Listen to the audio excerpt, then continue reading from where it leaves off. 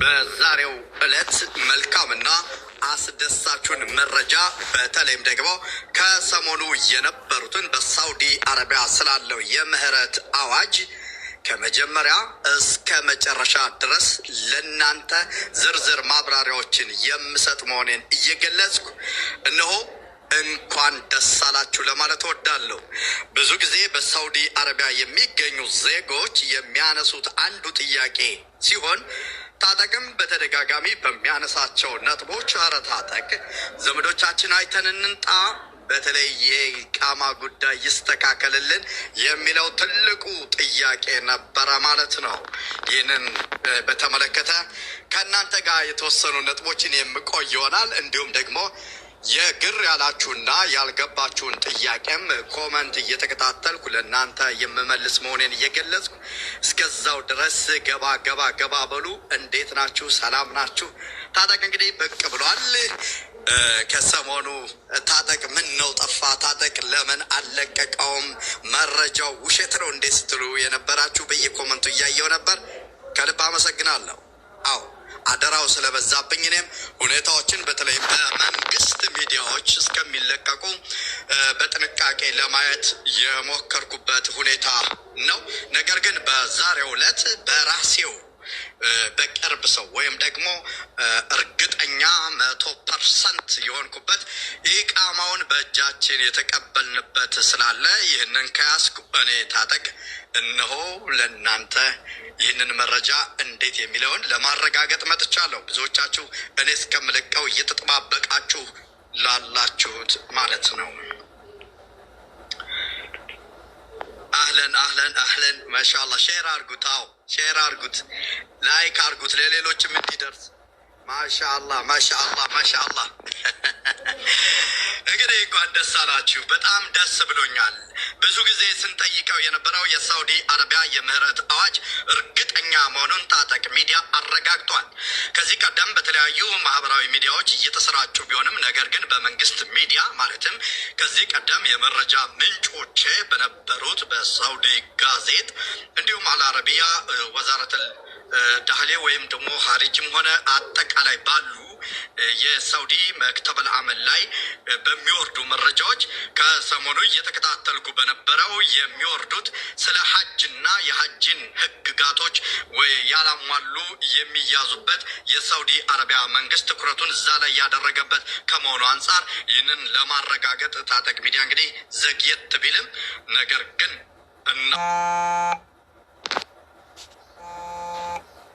አረጋግጫለሁ።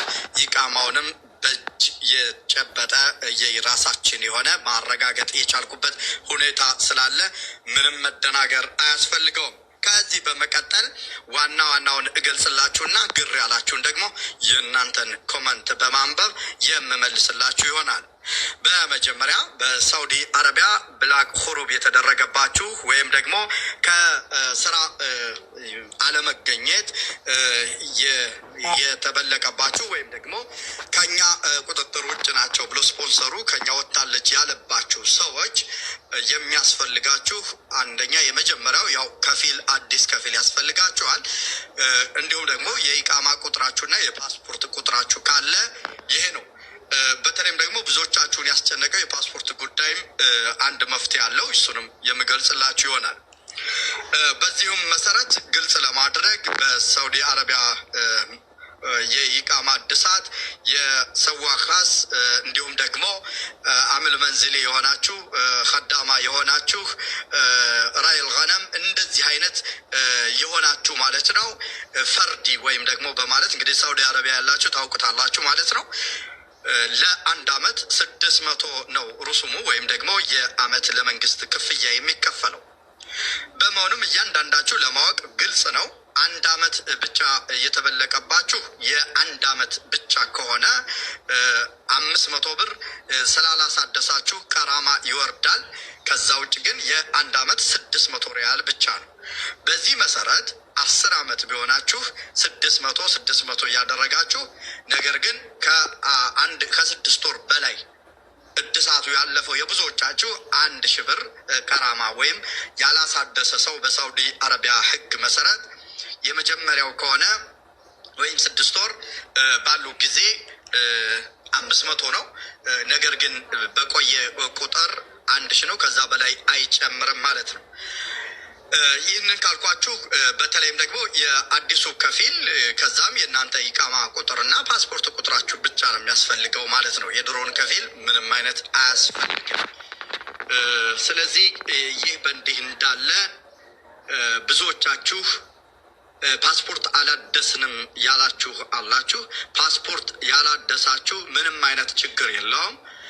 ፓስፖርቱ ቢታደስም የሚያገለግለው ወደ ኢትዮጵያ ለመሄድ ነው ነቅል ማሉማት በማድረግ ነገር ግን የፓስፖርት ቁጥሩ ካላችሁ ምንም አይነት ችግር የለውም ማለት ነው። ስለዚህ አትቸጋገሩ በዚህ በኩል። ከዚህ በተረፈ በቅርቡ ኢንሻአላህ የዜጎችን ችግር በመረዳት በቅርቡ ይህንን በተመለከተ የዜጎች ቅድሚያ የሚሰጥበት መንገድ